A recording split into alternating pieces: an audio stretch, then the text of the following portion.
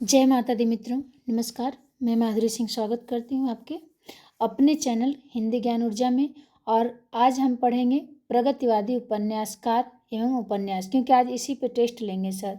ठीक है, तो चलते हैं। राहुल सांस्कृत्यायन। राहुल सांस्कृत्यायन का जन्म कब होता है? तो 1893 ईस्वी में जन्म होता है इनका, और ये 1963 में इनकी मृत्यु हो जाती है। इनका है जीने के लिए। जीने के लिए कब है? तो जीने के लिए इन्होंने 1940 में लिखा। सिंह सेनापति 1942, जय योधव 1944, मधुर स्वप्न 1950, विस्मित यात्री 1955 और दिवोदास 1962। तो राहुल सांस्कृत्यायन ने जीने के लिए सिंह सेनापति कहे गए, जय योधव कहे, उसके बाद मधुर स्वप्न देखे। कौन? राहुल सांस्कृत्यायन। और विस्मित यात्री, मतलब ये यात्री तो थे ही, तो विस्मित यात्री इनका हो गया। और देवदास की तरह, देवदास नहीं एक पिक्चर है, उसी तरह ये राहुल सांस्कृत्यायन हो गए। जब विस्मित यात्री हो गए तो देवदास बन गए। देवदास नहीं, दिवोदास है, मतलब उसी से मैं रिलेट कर रही हूँ। तो राहुल सांस्कृत्यायन का है जीने के लिए। सिंह सेनापति के पास गए, जय योधव कहे सेनापति से। फिर उसके बाद इन्होंने मधुर स्वप्न देखा राहुल सांस्कृत्यायन, और उसके बाद विस्मित यात्री हो गए तो ये देवदास बन गए, यानी दिवोदास 1962 का है। ठीक है, अब देखते हैं यशपाल। यशपाल का जन्म कब होता है? तो 1903 में। यशपाल 1903 में इनका जन्म होता है और 1976 में मृत्यु हो जाता है। यशपाल दादा कामरेड 1941, देशद्रोही 1943, दिव्या 1945, पार्टी कामरेड 1946, मनुष्य के रूप में 1949, अमिता 56, झूठा सच 2 भाग में लिखा है 1958 और 60, 12 घंटे 1962, अप्सरा का शाप 1965, क्यों फंसी 1968, मेरी तेरी उसकी बात 1973 में। तो यशपाल ऐसे करेंगे। यशपाल दादा हैं तो दादा कामरेड देशद्रोही हो गए। Divya party comrade, Divya party कर रही है तो दिव्या पार्टी कामरेड। मनुष्य के रूप में अमिता मिला, किसे? यशपाल को मनुष्य के रूप में अमिता मिली। झूठा सच में 2 भागों में बताया, किसको? यशपाल के अमिता। मनुष्य के रूप में अमिता मिली, झूठा सच 2 भागों में बताया 58 और 60 में। 12 घंटे यश करते करते 12 घंटे फंसे रह गए। क्यों फंसे? पता नहीं। करें तेरी मेरी उसकी बात होती रही तो यशपाल 12 घंटे यश करके फंसे रह गए। क्यों फंसे? अप्सरा का शाप था इनको। किसको? यशपाल को। तो यशपाल के 11 उपन्यास हैं और ये प्रगतिवादी उपन्यासकार हैं, तो याद हो गया होगा। दादा कामरेड, देशद्रोही, दिव्या, पार्टी कामरेड, मनुष्य के रूप में अमिता, झूठा सच 2 भाग में 58 और 60, 12 घंटे, अप्सरा का श्राप, क्यों फंसे, मेरी तेरी उसकी बात। तो ये यशपाल का है। मनमथ नाथ गुप्त का जन्म होता है 1908 ईस्वी में। कब होता है? 1908 ईस्वी में मनमथ नाथ गुप्त का जन्म होता है। और इनका है बहता पानी, चक्की, आस्तीन के सांप, शहीद और सोहदे, षड्यंत्र, रात और दिन, अल जुल्फिकार, आधी रात के अतिथि, ख्याल अच्छा है, दिन दहाड़े, तोड़म फोड़म, शहादतनामा। तो मनमथ नाथ गुप्त। बहता पानी देख के इनका मन क्या हो जाता? मनमना जाता है, ऐसे करके याद किया था। तो मनमथ बहता पानी देख के ये चक्की चलाते हैं। बहता पानी देख के चक्की चलाते हैं, उसमें से आस्तीन के सांप निकल आए। शहीद और सोहदे, कितने तो सांप शहीद और सोहदे हो गए। तो बहता पानी देखकर मन इनका मथ गया मनमथ नाथ का, और इन्होंने चक्की चला दिया। आस्तीन के सांप निकले, उसमें से कितने लोग तो शहीद और सोहदे हो गए सांप। षड्यंत्र, ये किसी ने षड्यंत्र रखा था मनमथ नाथ गुप्त के लिए। तो रात और दिन, अल जुल्फिकार आधी रात के अतिथि बन के आते थे। रात और दिन में मनमथ नाथ गुप्त के घर रात और दिन अल जुल्फिकार बन के अतिथि आधी रात में आते थे, यानी आधी रात के अतिथि।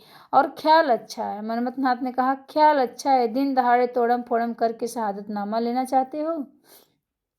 तो इन्होंने चक्की चला के सब काम बिगाड़ दिया। तो एक कहानी की तरह आप लोग दिमाग में लाइए तो सारे याद हो जाएंगे। मनमथ नाथ गुप्त का बहता पानी देख के मनमथ नाथ का मन मना गया और इन्होंने चक्की चला दिया। चक्की चलाने के बाद जितने आस्तीन के सांप है बाहर निकल आए। कितने आस्तीन के साथ तो शहीद और सोहदे हो गए। तो मनमथ नाथ ने कहा षड्यंत्र, मतलब कोई षड्यंत्र रचा था। रात और दिन अल जुल्फिकार कोई था व्यक्ति, वो आधी रात के समय अतिथि बन के मनमथ नाथ के गुप्त के घर आ जाता था। तो मनमथ नाथ गुप्त करें, ख्याल अच्छा है, दिन दहाड़े तोड़म फोड़म करके शहादतनामा लेना चाहते हो तुम। तो मनमथ नाथ गुप्त के 12 उपन्यास हमें याद हो गए। रामेश्वर शुक्ल अंचल, इनका जन्म होता है 1915 में, ठीक है। अंचल का 1915 में जन्म होता है, 1995 में मृत्यु हो जाती है। चढ़ती धूप, रामेश्वरम जाएंगे तो चढ़ती धूप दिखेगा, उल्का दिखेगा, नई इमारत मरु प्रदीप, नई इमारत मरु प्रदीप की तरह देखेगा। तो रामेश्वर शुक्लांचल रामेश्वरम धाम से हम इसको किए हैं।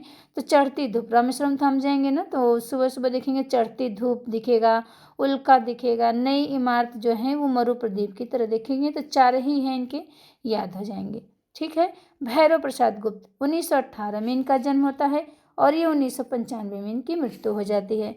अब भैरव प्रसाद गुप्त, भैरव प्रसाद तो भैरव मंदिर के विषय में थोड़ा सा कल्पना करके इसे हम याद किए हैं। तो कैसे, तो भैरव मंदिर में जाएंगे तो देखेंगे शोले जलते रहेंगे दोनों तरफ, ठीक। मसाल की तरह शोले जलते हैं। वहीं पे गंगा मैया का गंगा मैया भी रहती हैं भैरव प्रसाद गुप्त के मंदिर के पास ही। जंजीरें और नया आदमी, मंदिर में जाएंगे तो आप लोग देखेंगे दोनों तरफ जंजीरें बंधा रहता है ना, गंगा मैया के पास ही कोई उधर ना जाए। तो जंजीरें और नया आदमी। तो सती मैया का चौरा भी भैरव बाबा का जहाँ मंदिर रहता है वहाँ रहता है सती मैया का चौरा। धरती, अब धरती देखिए भैरव प्रसाद गुप्त का भी है और धरती जो है त्रिलोचन का काव्य है, ठीक है। तो धरती जो है त्रिलोचन का काव्य भी है और भैरव प्रसाद गुप्त का उपन्यास है।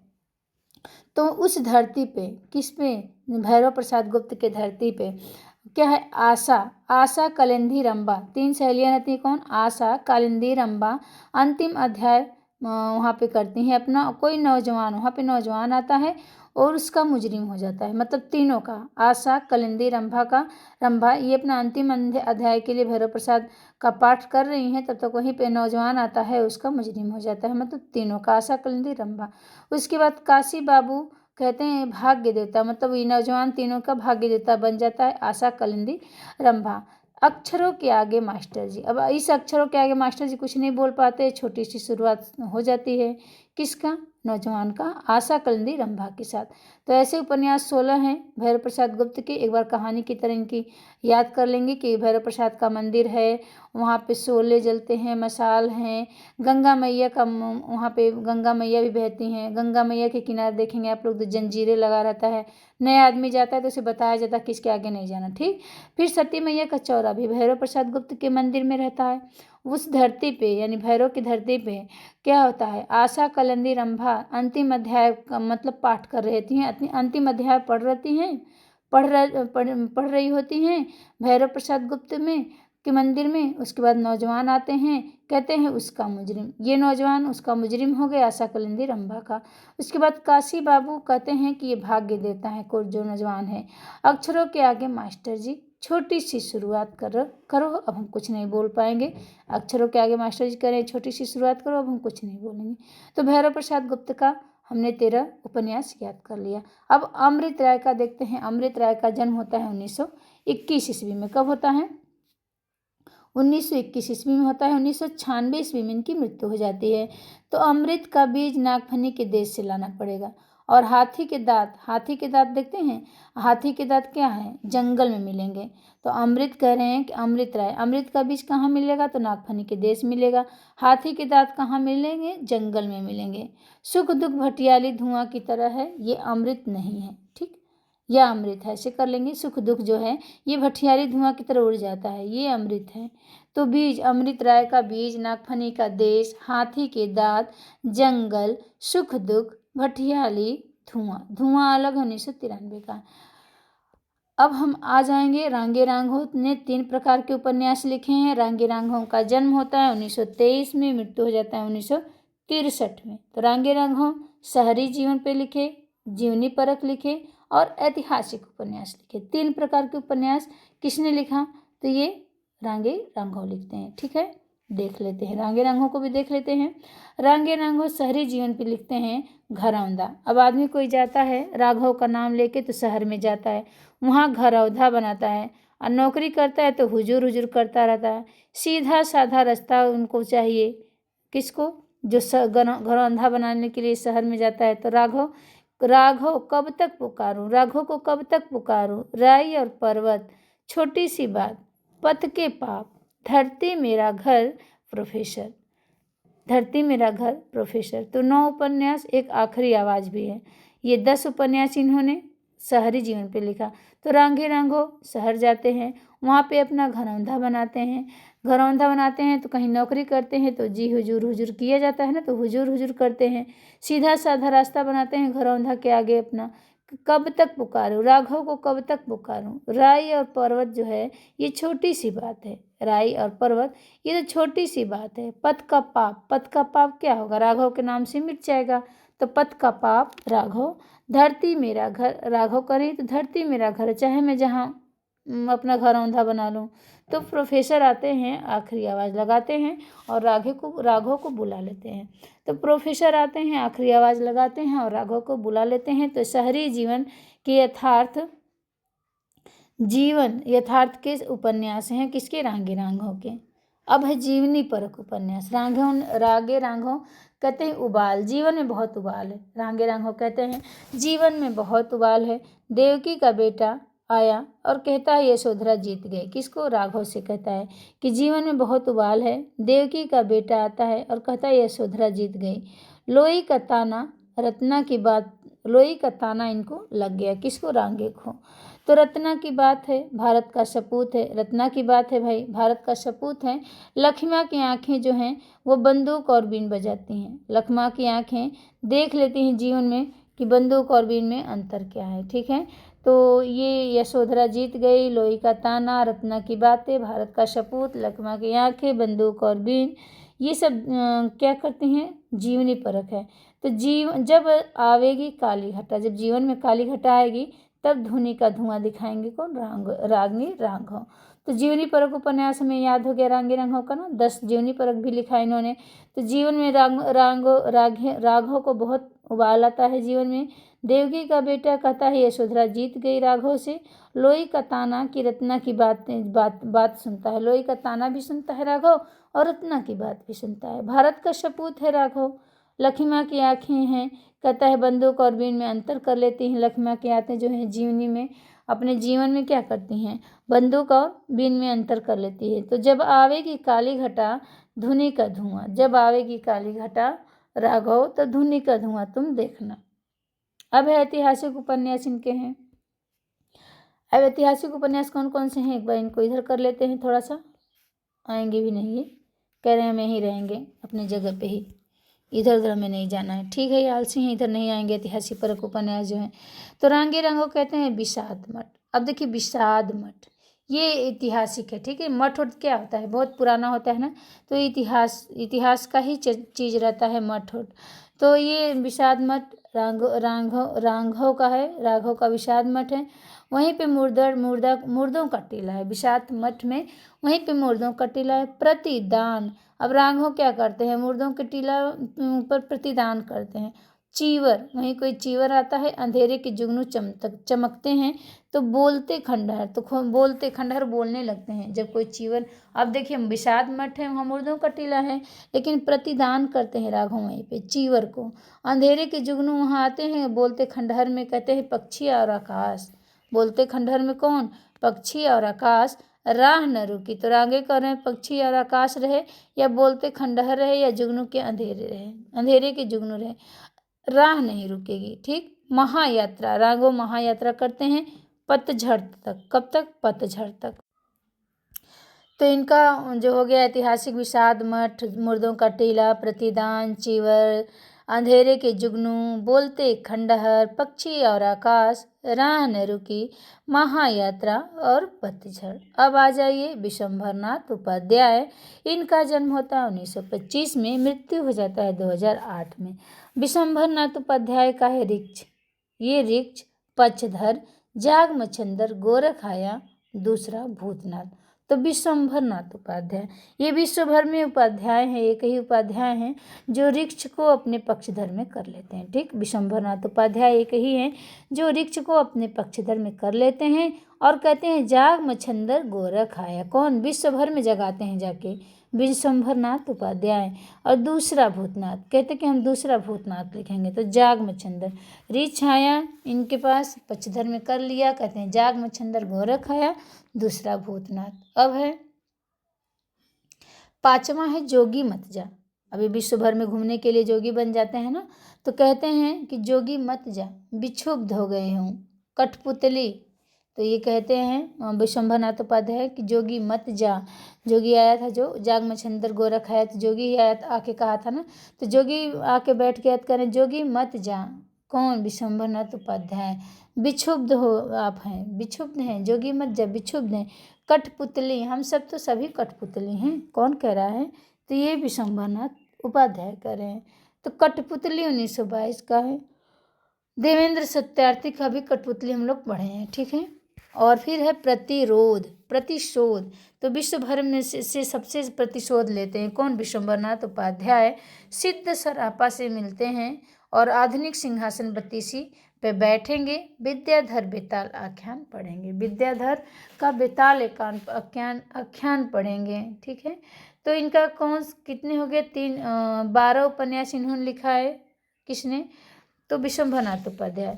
कहते हैं ऋक्ष, पक्षधर, जाग मच्छंदर गोरख आया, दूसरा भूतनाथ, जोगी मत जा विक्षुब्ध, कठपुतली, विश्वबाहु, परशुराम, प्रतिशोध, सिद्ध सरापा, आधुनिक सिंहासन बत्तीसी, विद्याधर बेताल आख्यान इनका है। किसका? विश्वंभर नाथ उपाध्याय का। बदिउज्जमा, बदिउज्जमा को देखते हैं। इनका जन्म होता है 1928 में और मृत्यु होता है 1986 ईस्वी में। एक चूहे की मौत 1971, छाकों की वापसी 1975, अपुरुष 1976, छठा तंत्र 1977, सभा पर्व 1994। ये सभा पर्व जो है अपूर्ण है बदिउज्जमा का। तो बदिउज्जमा, एक चूहे की मौत, छाकों की वापसी, अपुरुष, छठा तंत्र, सभा पर्व। ये सभा पर्व जो है ये अपूर्ण है, 1994 का है।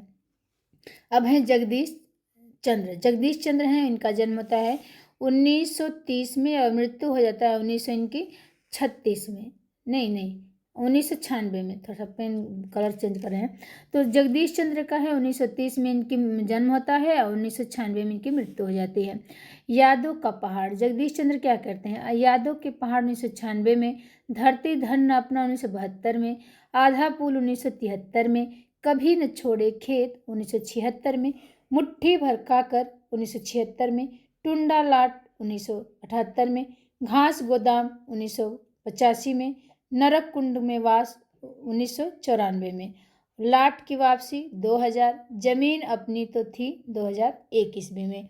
तो जगदीश चंद्र का जन्म 1930 में होता है। यादों के पहाड़ में जगदीश बैठे हैं और धरती धन न अपना, कहते हैं धरती धन अपना नहीं है, आधा पुल पे चढ़ गए हैं, कह रहे कभी न छोड़े खेत। ये अपना कभी खेत नहीं छोड़ना चाहते हैं जगदीश चंद्र, सिर्फ जगदीश चंद्र हैं। मुट्ठी भर काकर, क्योंकि अपने खेत में मुट्ठी भर काकर लगाएंगे। टुंडा लाट, टुंडा लाट, घास गोदाम, गोदाम में घास रखेंगे। नरक कुंड में वास, जगदीश चंद्र कह रहे हैं कि अगर हम घास में गोदाम रख देंगे तो नरक कुंड में वास मिलेगा। लाट की वापसी अगर होगी तो जमीन अपनी तो थी, लाट की वापसी हुई तो जगदीश चंद्र कह रहे हैं जमीन अपनी तो थी। तो इनका 10 उपन्यास है और ये प्रगतिवादी लेखक हैं, उपन्यासकार हैं। यादों का पहाड़, धरती धन न अपना, आधा पुल, कभी न छोड़े खेत, मुट्ठी भर काकर, टुंडा लाट, घास गोदाम, नरक कुंड में वास, लाट की वापसी, जमीन अपनी तो थी। ठीक है। मारकंडे, मारकंडे, सेमल का फूल और अग्निबीज। तो मारकंडे मतलब मारडंडे से, किसमें? सेमल के फूल में से अग्निबीज निकालने के लिए कह रहे हैं मारकंडे, यानी मारडंडे से सेमल का फूल निकलेगा अग्निबीज। हृदय का है 1930 में, ये भी देखिए 1930 में, और जगदीश चंद्र भी 1930 में। दोनों का जन्म जगदीश चंद्र और हृदय एक ही साथ होता है। तो हृदय को क्या 1930 में जन्म लेते हैं, 2016 में इनकी मृत्यु हो जाती है। तो ये जगदीश चंद्र क्या करते हैं, गांठ हृदय में ना, नहीं जगदीश नहीं हृदय हैं, तो ये कहाँ गांठ पड़ा, हृदय में गांठ पड़ गया इनके हृदय के, तो हत्या हो गई। एक कहानी अंतहीन हो गया, हृदय में गांठ पड़ा, हृदय की हत्या हो गई, एक कहानी अंतहीन हो गया। सफ़ेद घोड़ा लाल सवार, अब जब हत्या हो गई तो इनको यमदूत दिखा, कैसा दिखा, सफ़ेद घोड़ा और काला सवार, सफ़ेद घोड़ा काला सवार पे बैठ के आया। हृदय की जब हत्या हो गई तो सांड, देखिए ये जब मरने को होते हैं लोग तो देखते हैं कि सांड आता है, भैंसा आता है सपने में, तो सांड हृदय का सांड आया था, पहले देखे थे सफ़ेद घोड़ा काला सवार बन के, तो पुनर्जन्म, जब इनकी हत्या हो गई तो पुनर्जन्म भी हो गया। दंड नायक, पुनर्जन्म के पहले इनको बहुत दंड भोगना पड़ा। पगली घंटी, अब पगली घंटी बजाती थी, जब दंड नायक आदेश देते थे कि जाओ हृदय की हत्या करके आओ, तो पगली घंटी बजा देती थी। और ये किस्सा हवेली में सब लोग जानते हैं कि हृदय की हत्या कैसे हुई थी। ठीक, तो चार दरवेश इन्होंने, चार दरवेश मतलब ये चार दरवेश गए थे, कौन, हृदय। शब्द भी हत्या करते हैं, तो कह रहे हैं हृदय की ये तो गांठ पड़ी तो हत्या हो गया, लेकिन शब्द जो है ना वो भी कोई बोलता है तो लगता है हत्या करता है, तो शब्द भी हत्या करते हैं। स्वस्थ अस्वस्थ लोग, जो स्वस्थ रहते हैं वो अस्वस्थ हो जाते हैं, सही बात है, शब्द भी हत्या करता ही है, और जो स्वस्थ रहते हैं उसे अस्वस्थ बनाता है। ठीक, तो हृदय में गांठ पड़ा, इनका हत्या हो गई, एक कहानी अंतहीन हो गया हृदय का। और हृदय की जब हत्या हुई तो उसके पहले इनको सांड दिखता था, सफ़ेद घोड़ा काला सवार होके आए थे यमदूत, इनका पुनर्जन्म हो गया हृदय का। उसके बाद दंड नायक, उसके बाद जब इनको दंड देने वाले थे यमराज, तो पगली घंटी बजा देती थी। काला घोड़ा काला सवार, सफ़ेद घोड़ा काला सवार करके आए थे ना यमराज इनकी हत्या करने के लिए, तो दंड नायक जब दंड देने के लिए उठते थे तो ये पगली घंटी बजा देती थी। और ये किस्सा हवेली में सभी लोग जानते हैं कि हृदय का कैसे हत्या हुआ है। हृदय चार दरवेश में जाते थे तो कहते थे कि शब्द भी हत्या करते थे। स्वस्थ को तो स्वस्थ लोग अस्वस्थ हो जाते थे, तो स्वस्थ अस्वस्थ लोग हृदय का हो जाएगा। जगदम्बा प्रसाद दीक्षित का 1934 में जन्म होता है, 2014 में इनकी मृत्यु हो जाती है। इन्होंने 3 ही उपन्यास लिखा, उपकार कर दिया। जगदम्बा प्रसाद दीक्षित ने 3 उपन्यास लिखकर, कटा हुआ आसमान में जगदम्बा आती हैं, मुर्दा घर में अकाल पड़ गया है। कटा हुआ आसमान से जगदम्बा क्या लेके आती हैं, ये कटा हुआ आसमान से जगदम्बा प्रसाद दीक्षित मुंडी उंडी लेके आते हैं, कहती हैं मुर्दा घर में अकाल पड़ गया। कटा हुआ आसमान, मुर्दा घर, अकाल, जगदम्बा प्रसाद दीक्षित का। अब्दुल बिस्मिल्लाह 1949 में इनका जन्म होता है, मृत्यु का तो नहीं पता। शंकर समरशेष, अब देखिए विवेकी राय का हम लोग पढ़ के आए हैं ना, विवेकी राय का समरशेष था। अब्दुल बिस्मिल्लाह का समरशेष 1980 में झीनी झीनी बिनी चदरिया, तो समरशेष में अब्दुल्ला क्या करते हैं, झीनी झीनी बिनी चदरिया बिनते हैं। जहरवाद, उसके बाद ये बिनना इनका जहरवाद हो गया। ठीक है, दंत कथा, दांत से बिनते थे तो उसमें जहरवाद फैल गया भिन्नी भिन्नी चदरिया में। दंत कथा, तो मुखड़ा क्या देखें, अपवित्र आख्यान कर दिए, जहरवाद कर दिए। दंत कथा से बिनते थे वो, मुंह में जहरवाद हो गया, तो कहे लोग कि मुखड़ा क्या देखे, अपवित्र आख्यान का। और रावी लिखता है कुठाव, रावी लिख देता है कि ये सब कुठाव है, मतलब कुठाव बैठ के ये लिखता है रावी। ठीक, तो रावी लिखता है अब्दुल बिस्मिल्लाह का है। समरशेष है झीनी झीनी बिनी चदरिया, जहरवाद, दंत कथा, मुखड़ा क्या देखें, पवित्र आख्यान, रावी लिखता है कुठाव, ये अब्दुल बिस्मिल्लाह का है। अब देखते हैं राहुल सांस्कृत्यायन। राहुल सांस्कृत्यायन क्या करते हैं, एक बार इसको बड़ा कर लें, ठीक है। राहुल सांस्कृत्यायन जो जीने के लिए है उसका एकमात्र सामाजिक उपन्यास है। अच्छा, एक ही उन्होंने लिखा है जो सामाजिक उपन्यास है जीने के लिए। इसमें क्या है, तो इसमें भारत की 1907 ईस्वी से 1939 ईस्वी के बीच के कालखंड की सामाजिक राजनीतिक स्थितियों का चित्रण हुआ है, तो बहुत महत्वपूर्ण हो जाता है क्योंकि ये जीने के लिए एक ही सामाजिक उपन्यास है। 1907 से 1939 के बीच में के कालखंड में सामाजिक राजनीतिक स्थितियों का चित्रण किए हैं कौन, राहुल सांस्कृत्यायन। सिंह सेनापति में वैशाली तथा तक्षशिला के गणराज्यों की आरंभिक अवस्था का चित्रण है। इसमें एक समृद्ध और अपेक्षाकृत मुक्त समाज का चित्रण हुआ है, किसमें, सिंह सेनापति में। जय यौधव में यमुना, सतलज तथा हिमालय के मध्य स्थित यौधव राज्य के अवसान का चित्रण है। किसमें? जय यौधव में। जय यौधव में। मधुर स्वप्न में साम्यवादी दर्शन के अनुकूल आर्थिक समता के आधार पर धरती को स्वर्ग बनाने की कल्पना है। मधुर स्वप्न में साम्यवादी दर्शन के अनुकूल आर्थिक समता के आधार पर धरती को स्वर्ग बनाने की कल्पना है। इसमें मजदक के अनुयायी अंदरजगर के जीवन दर्शन का भी अंकन हुआ है। विस्मित यात्री राहुल संस्कृत्यायन का 6ठी शताब्दी के बौद्ध भिक्षु नरेंद्र यश के जीवन पर को केंद्र में रखकर लिखा गया है। विस्मित यात्री नरेंद्र यश। दिवोदास उपन्यास में आर्यों के कुंठा रहित, उन्मुक्त तथा कर्मठ जीवन का चित्रण किया गया है। दिवोदास उपन्यास में किसका? आर्यों का। इसमें उपन्यास में आर्यों के कुंठा रहित, उन्मुक्त तथा कर्मठ जीवन के चित्रण किया गया है। राहुल संस्कृत्यायन के संदर्भ में आलोचक मधुरेश ने लिखा है, क्या लिखा है कि राहुल संस्कृत्यायन हिंदी में इतिहास का मार्क्सवादी दृष्टि से उपभोग और विनियोग करने की दृष्टि से पायोनियर लेखक हैं। तो ये महत्वपूर्ण हो सकता है। पानियोर लेखक राहुल संस्कृत्यायन को किसने कहा है? तो मधुरेश ने कहा है। ठीक है, क्या कहे हैं कि हिंदी इतिहास में मार्क्सवादी दृष्टि से उपभोग और विनियोग करने की दृष्टि से पायोनियर लेखक हैं। राहुल संस्कृत्यायन के ऐतिहासिक उपन्यासों के संदर्भ में डॉक्टर गोपाल राय लिखते हैं, क्या लिखते हैं? इसमें इतिहास कम, ऐतिहासिक यथार्थ अधिक है। इनमें इतिहास कम, ऐतिहासिक यथार्थ अधिक है। ऐतिहासिक उपन्यासों के संबंध में राहुल संस्कृत्यायन को कौन कहता है? गोपाल राय लिखते हैं। ऐतिहासिक व्यक्तियों और उनसे संबंध घटनाओं के ब्यौरेवार वर्णन कम है। उन्होंने ऐतिहासिक यथार्थ पर अधिक बल दिया है। उन्होंने यथार्थवादी ऐतिहासिक पर अधिक बल दिया है।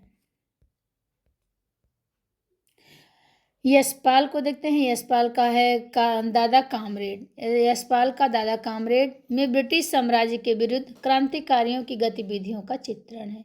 तो दादा कामरेड में क्या है? ब्रिटिश साम्राज्य के विरुद्ध क्रांतिकारियों की गतिविधियों का चित्रण हुआ है। इसमें पूंजीवाद समाज और गांधीवाद के संघर्ष के बीच की परिस्थिति एवं धारणाओं में सामंजस्य तलाशने का प्रयास किया गया है।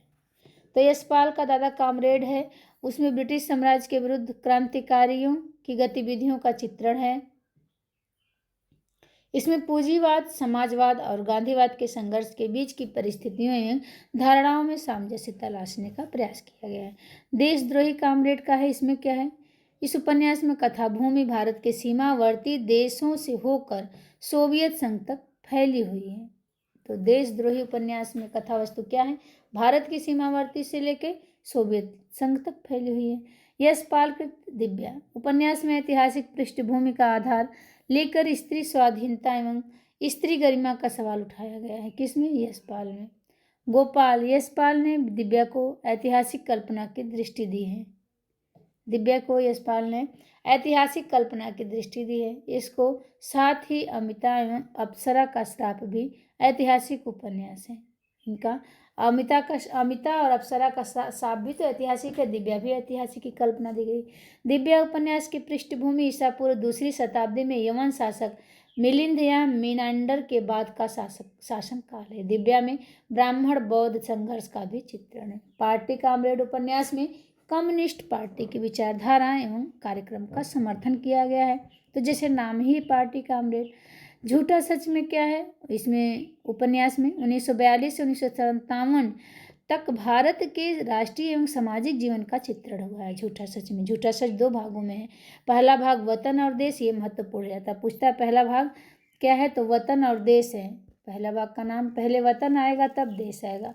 और दूसरा भारत पाकिस्तान विभाजन का दंश इसमें दिया गया है वतन और देश में, और उसकी भयावहता का चित्रण किया गया। भारत विभाजन की भूमिका और विभाजन के परिणामों का विस्तृत चित्रण किया गया है। किसमें? वतन और देश में।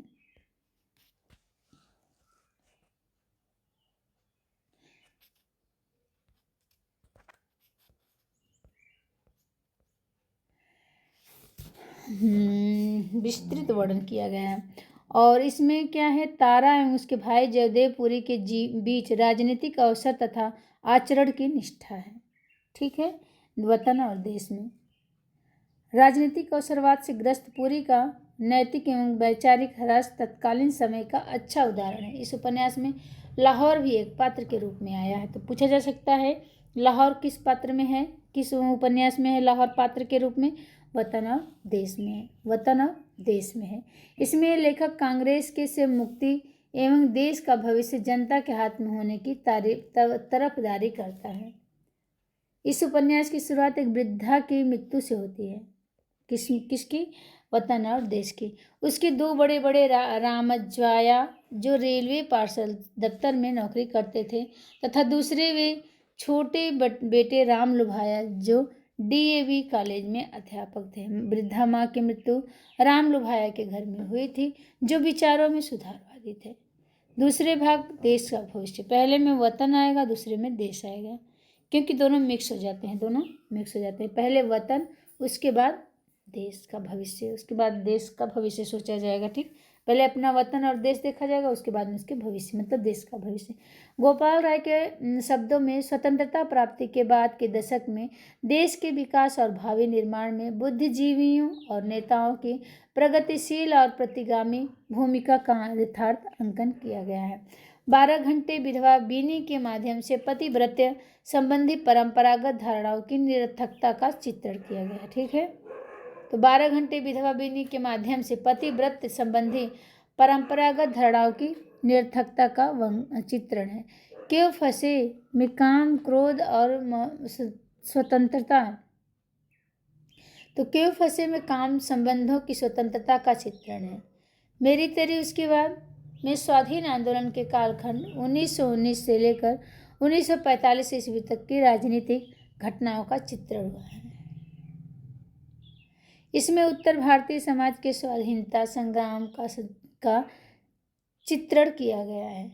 विशेषकर भारत छोड़ो आंदोलन में उत्तर भारत के छात्रों की भूमिका का उत्साह के साथ चित्रण किया गया है। साथ ही लेखक की गांधीवादी विचारधारा से असहमति भी दिखाई गई है। भैरव प्रसाद गुप्त, ये क्या लिखते हैं भैरव प्रसाद गुप्त?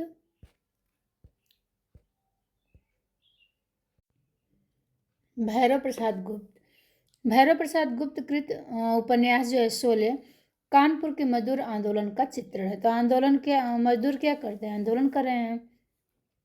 मसाल उपन्यास में पूर्वांचल को आधार बनाकर द्वितीय विश्व युद्ध की राजनीतिक गतिविधियों एवं उसके परिणाम स्वरूप उत्पन्न आर्थिक संकट का चित्रण है। गंगा मैया में क्या है? संसाधनहीन ग्रामीणों के विद्वेष का चित्रण है। सती मैया में क्या है? भैरव प्रसाद गुप्त का चर्चित उपन्यास है और इस उपन्यासों में जमींदारी व्यवस्था द्वारा किसानों पर किए जाने वाले अत्याचारों तथा उन अत्याचारों के विरुद्ध किसानों का संघर्ष चित्रित है। किसमें? सती मैया का चौरा में। धरती क्या है? इसमें एक साहित्यकार के सर्जक संघर्ष की गाथा है। अंतिम अध्याय में उपेन्द्रनाथ अश्क के जीवन पर आधारित है अंतिम अध्याय। तो ये महत्वपूर्ण हो जाता है। प्रश्न बनता है कि जो अंतिम अध्याय भैरव प्रसाद का है ये किसके जीवन पर आधारित है? तो उपेन्द्रनाथ अश्क का अंतिम अध्याय पढ़ के अश्क बहार हैं इनके जीवन पर आधारित है। अब आते हैं अमृत राय। अमृत राय क्या है? ये भी प्रगतिवादी या समाजवादी उपन्यासकार हैं। इनका बीज है। इसमें आज़ादी को झूठा बताते हुए तत्कालीन भारतीय कम्युनिस्ट पार्टी का आम आदमी हेतु किया जाने वाला संघर्ष चित्रित है। नागफनी का देश में क्या है? लघु उपन्यास है। ये प्रेम एवं दाम्पत्य की टकराहट है नागफनी के देश में। हाथी के दांत जैसा कि नाम ही है, समाज के दोहरे चरित्र का नग्न चित्रण किया गया है हाथी के दांत में। अब आते हैं जंगल में आधुनिक सभ्यता, जंगल सभ्यता के समान चित्रित किया गया है। सुख दुख में जीवन की शाश्वत समस्या के रूप में पेश किया गया है। अमृत राय का है ना सुख दुख। भटियाली धुआं, भटियाली, इसमें एक मिनट देख लेते हैं। एक में याद किया था तो हमें एक ही में याद आ रहा है। भटियाली में क्या है? अविवाहित चित्रक के प्रेम के द्वंद्व का चित्रण है। धुआं अलग है, इसमें नई पीढ़ी के भटकाव एवं मूल्यहीनता का चित्रण है। धुआं में नई पीढ़ी भटक जा रही है। रांगे रांघव का है, आचार्य का मूल नाम क्या था? तिरुमल्लई नंबाकम वीर राघवाचार्य। तो यही महत्वपूर्ण हो जाता है कि अगर पूछ ले कि रांगे रांघव का मूल नाम क्या था, तिरुमल्लई नंबाकम वीर राघवाचार्य, किंतु उन्होंने अपना साहित्यिक नाम रांगे रांघव रखा था। इनका जो घरौंधा है 1946 में लिखा है, विश्वविद्यालय परिसर जीवन पर लिखित प्रथम उपन्यास है। तो ये भी महत्वपूर्ण हो जाता है कि प्रथम कौन सा उपन्यास है जो विश्वविद्यालय पर लिखा गया है, तो घरौंधा रांगे रांघव का है। रांगे रांघव का जो विषाद मठ है 1946 में, देखिए घरौंधा और विषाद मठ दोनों लिखे हैं। तो ये बंकिम चंद्र के आनंद मठ से प्रेरित है। जो बंकिम चंद्र चटर्जी का आनंद मठ लिखा है, तो उससे इन्होंने रांगे रांघव प्रेरित होकर विषाद मठ लिख दिया। और यह उपन्यास बंगला के अकाल पर आधारित है। पूंजीपतियों की क्रूरता, क्षुधा पीड़ित लोगों की करुणा कहानी का चित्रण सफलतापूर्वक किया गया है। किसमें? आनंद मठ में, विषाद मठ में। आनंद मठ से प्रेरित होकर लिखा था इन्होंने। मुर्दों का टीला रांगे रांघव का है, मोहनजोदड़ो की सभ्यता को आधार बनाकर लिखा है इन्होंने है। काल्पनिक उपन्यास है मुर्दों का टीला। इसमें आर्यों को आक्रमणकारी, संहारक और अत्याचारी रूप में चित्रित किया गया है। प्रतिदान महाभारत कालीन ब्राह्मण एवं क्षत्रियों के संघर्ष का चित्रण है प्रतिदान में। चीवर में हर्षवर्धन एवं राजश्री के जीवन काल तथा तत्कालीन भारतीय सामंतवाद के हरासशील स्वरूप का चित्रण है। किसमें? चीवर में। सीधा साधा रास्ता भगवती चरण वर्मा कृत टेढ़े मेढ़े रास्ते की प्रतिक्रिया में लिखा है। देखिए ये भी महत्वपूर्ण होता है, पूछा जाता है कि ये सीधा साधा रास्ता किसका था, तो ये भगवती चरण वर्मा का था ना। सीधा साधा रास्ता भगवती चरण वर्मा का था। और भगवती चरण वर्मा का सीधा रास्ता तो इन्होंने लिखा है। भगवती चरण वर्मा का जो टेढ़े मेढ़े रास्ते, उसी की प्रतिक्रिया में रांगे रांघव ने क्या लिख दिया? सीधा साधा रास्ता। अंधेरे के जुगनू में कुलीन वर्ग द्वारा दास प्रथा को बनाए रखने के लिए किए जाने वाला प्रयत्नों का चित्रण है। कब तक पुकारूं उपन्यास ब्रज के कर्नट जाति के जीवन पर केंद्रित है। ठीक है। कई विद्वान इसे आंचलिक उपन्यास की संज्ञा देते हैं। कब तक पुकारूं को कई विद्वान क्या करते हैं? आंचलिक उपन्यास की संज्ञा देते हैं। राह न रुकी, इसमें गौतम बुद्ध महावीर काल के जागरण की कहानी का चित्रण है। महावीर काल के जागरण की कहानी का चित्रण है राह न रुकी, गौतम और महावीर। अब आते हैं जगदीश चंद्र। ये सिर्फ जगदीश चंद्र हैं। जगदीश चंद्र का धरती धन अपना स्वाधीनता पूर्व पंजाब के ग्रामीण दलित जीवन की कथा कही गई है। दलितों के नारकी जीवन एवं उच्च वर्गीय समाज द्वारा उनके शोषण का चित्रण हुआ है। यह उपन्यास दलित जीवन का प्रमाणिक दस्तावेज है, जिसमें उनके द्वेष, स्वार्थों और क्षुद्रताओं के प्रति लेखक सजग रहता है। इसमें लेखक ने ज्ञानों एवं काली के प्रेम संप्रसंग को गहरी संवेदना के साथ चित्रित किया है। धरती धन अपना में इसका नायक काली एक तरफा अपने स्वार्थ, समाज किरोड़ियों, क्षुद्रताओं से टकराता है, तो दूसरी तरफ चौधरियों से टकराता है। इस दोहरे संघर्ष में उसका आत्मबल ज्ञानों ही है। ये बहुत बढ़िया उपन्यास है, थोड़ा सा तो मैं पढ़ी हूँ। धरती धन अपना। फिर है, यह उपन्यास उन आलोचकों के लिए चुनौती की तरह है जो यथार्थवाद से मुक्ति की बात करते हैं। तो ये जगदीश चंद्र हैं। धरती धन अपना दलित साहित्य के अंतर्गत नहीं आती। अब देखिए ये तो दलित हैं जो जगदीश चंद्र हैं, लेकिन ये जो धरती धन अपना है ये दलित साहित्य के अंतर्गत नहीं आती, क्योंकि जगदीश चंद्र स्वयं दलित नहीं है। अच्छा, हम उल्टा ही बता रहे हैं। दलित मतलब दलित पे तो लिखे हुए हैं ये धरती धन अपना, लेकिन ये स्वयं दलित नहीं है, क्योंकि एक दलित जब उपन्यास लिखता है तभी दलित साहित्य के अंतर्गत वो माना जाता है। और ये जगदीश चंद्र दलित साहित्य, इसीलिए इनको दलित साहित्य के अंतर्गत नहीं रखा गया है। दलितों पे तो लिखे हैं, लेकिन ये खुद नहीं दलित हैं। आधा पुल क्या है? युद्ध की पृष्ठभूमि पर आधारित है। आधा पुल कभी न छोड़े खेत सामंती जाटों की कहानी का चित्रण है। मुट्ठी भर काकर में विभाजन पश्चात पंजाबी शरणार्थियों के सैलाब के फलस्वरूप दिल्ली के आसपास जाट किसानों के बेघर होने की त्रासदी का चित्रण है। मुट्ठी भर काकर में क्या है, इसके पश्चात विभाजन पश्चात पंजाबी शरणार्थियों के सैलाब के फलस्वरूप दिल्ली के आसपास के जाट किसानों के बेघर होने की त्रासदी का चित्र है। टुंडा लाट में सेना में अस्थायी कमीशन प्राप्त सुनील की प्रेम कहानी का चित्रण है। इसका विस्तार लाट की वापसी में हुआ। तो यहाँ थोड़ा सा महत्वपूर्ण हो जाता है कि टुंडा लाट जो है जगदीश चंद्र का है और इसका विस्तार किस नाम से होता है, तो लाट की वापसी। टुंडा लाट तो लाट की वापसी। घास गोदाम में दिल्ली पड़ोसी किसानों की बर्बादी की कथा का चित्रण हुआ है। तो घास गोदाम दिल्ली के पड़ोसी किसानों की बर्बादी का कथा चित्रण हुआ है। नरक कुंड में वास क्या है, उपन्यास धरती धन अपना का विस्तार है। देखिए विस्तार भी थोड़ा याद रखना है। तो टुंडा लाट है तो लाट की वापसी, ठीक है। और नरक कुंड में वास है तो इसी का विस्तार क्या है, धरती धन अपना है।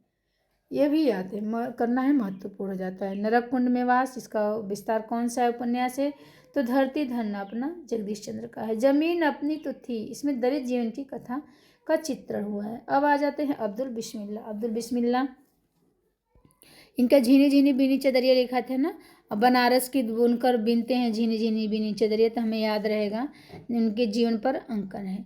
इसमें धार्मिक संकीर्णता संप्रदाय का विरोध किया गया है, विरोध भी चित्रित किया है। जहरवाद क्या है, इसमें उपन्यास में मिर्जापुर अंचल के एक निम्न वर्गीय मुस्लिम परिवारों की जिंदगी का वर्णन है। जहरवाद में मिर्जापुर के अंचल में एक निम्न वर्गीय मुस्लिम परिवार रहती है, उसी की जिंदगी का वर्णन है, ठीक है। मुखड़ा क्या देखें, उपन्यास में एक दलित मुस्लिम परिवार की जीवन गाथा कही गई है। मुखड़ा क्या देखें में दलित मुस्लिम परिवार है, उसकी जीवन गाथा कही गई है। मुखड़ा क्या देखें। समरशेष है दंत कथा, इसको गोपाल राय ने उपन्यास से मानने से इनकार कर दिया है, ठीक। समरशेष विवेकी राय का भी उपन्यास, तो ये अब्दुल बिस्मिल्लाह का समरशेष और दंत कथा, इसको गोपाल राय उपन्यास नहीं मानते हैं। अन्य प्रगतिवादी उपन्यास को देखते हैं। रामेश्वर शुक्ल अंचल का है चढ़ती धूप ना, ये राजनीतिक उपन्यास है जिसमें 1932 से 1937 तक की घटनाओं का वर्णन है। उल्का क्या है, तो प्रेम विवाह तथा नारी स्वाधीनता का चित्र उल्का में है। नई इमारत भारत छोड़ो आंदोलन पर आधारित है। मरुप्रदीप बाल विधवा के प्रेम का अंकन जा रही है। तो क्या मरुप्रदीप में बाल विधवा के प्रेम का अंकन है। विश्वंभरनाथ उपाध्याय, इनका है ऋक्ष, इसमें समाज के शोषक वर्गों का चित्रण ऋक्ष को प्रतीक मानकर किया गया है। पक्षधर में वामपंथियों की रोषपूर्ण भावना का चित्रण है, ठीक है। जाग मच्छंदर गोरख आया, ये भी मध्यकालीन धर्म साधना तथा समाज व्यवस्था का चित्रण है, किसमें जाग मच्छंदर गोरख आया। फिर जोगी मत जा, ये भर्तहरि के जीवन पर आधारित है। विश्वबाहु परशुराम, ये उपन्यास परशुराम के जीवन पर आधारित है, नाम ही है। और जोगी भर्तहरि क्या, भर्तहरि जोगी बन गए ना, तो जोगी मत जा भर्तहरि के जीवन पर आधारित उपन्यास है। विश्वबाहु परशुराम, ये उपन्यास परशुराम के जीवन पर आधारित है। प्रतिशोध में देश में व्याप्त उपभोक्तावाद, भ्रष्टाचार, चोरी, बेईमानी का अंकन है, किसमें, प्रतिशोध में देश में व्याप्त उपभोक्तावाद, भ्रष्टाचार, चोरी, बेईमानी का अंकन है। थोड़ी सी क्लास लंबी हो जा रही है, तो चलिए। बदिउज्जमा का जो एक चूहे की मौत है, इसमें फैंटेसी शैली में लिखित एक प्रतीकात्मक उपन्यास है, ठीक है। बस इतने देखते हैं थोड़ा सा। बदिउज्जमा में क्या है, बदिउज्जमा के छाकों की वापसी उपन्यास में विभाजन के बाद बिहार से पूर्वी पाकिस्तान गए मुसलमानों के मोहभंग का अंकन है। बदिउज्जमा छाकों की वापसी, विभाजन के बाद बिहार से पूर्वी पाकिस्तान गए मुसलमान के मोहभंग का अंकन है। बंगाली और बिहारी मुसलमान का भेद भी है, उन्हें अजनबी बना देता है। हृदय का गांठ क्या है, खिस्सा हवेली प्रतीकात्मक उपन्यास है, तो गांठ पड़ता है और खिस्सा हवेली की कहते हैं, तो प्रतीकात्मक उपन्यास है। हत्या, भोलेनाथ की अमानवीयता का चित्रण है हत्या। एक कहानी अंतहीन में व्यवस्था के जहरीले अंतहीन दुष्प्रभाव का चित्रण है, ठीक है। सफ़ेद घोड़ा लाल सवार, ये भी इनका है, हृदय का है। न्यायिक व्यवस्था में उपस्थित भ्रष्टाचार पर व्यंग है, तो सफ़ेद घोड़ा लाल सवार। तो ऐसे करते हैं, काला कोट पहनते हैं ना, सफ़ेद उसमें टाई लगा रहता है, तो न्यायिक व्यवस्था के लिए वकील वकील पहनते हैं।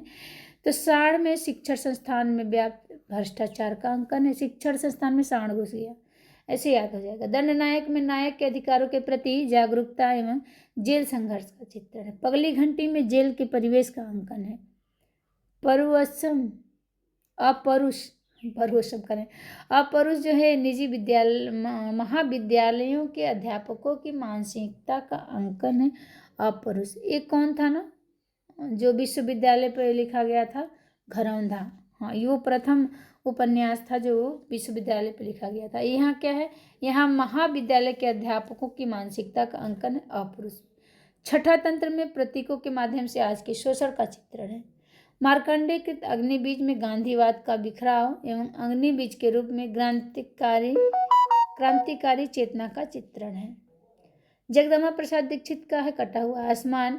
इसमें विभिन्न क्षेत्रों से आकर मुंबई में बसे मध्यवर्गीय लोगों की व्यवस्था एवं घुटन का चित्रण। मुर्दा घर उपन्यास जगदम्बा प्रसाद दीक्षित का महत्वपूर्ण उपन्यास है, जिसमें मुंबई महानगर के निम्न वर्गीय लोगों के जीवन का यथार्थ चित्रण है।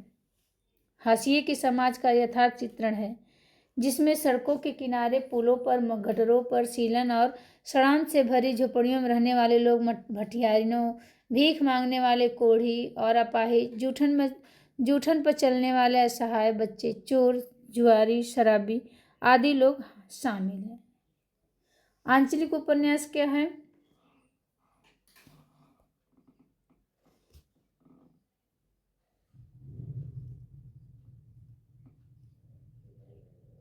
तो चलिए, प्रगतिवादी खत्म हो गया, आंचलिक उपन्यास आ गया। तो आंचलिक उपन्यास हम लोग पढ़ चुके हैं। तो प्रगतिवादी उपन्यास और उपन्यासकार को हम लोगों ने देखा। थोड़ी सी लंबी क्लास हो गई, लेकिन तो याद हो जाएंगे आप लोगों को। बहुत बहुत धन्यवाद। अगर आप लोगों को क्लास पसंद आए तो लाइक शेयर सब्सक्राइब करिएगा। अगले क्लास में फिर मिलते हैं। जय माता दी, राधे राधे।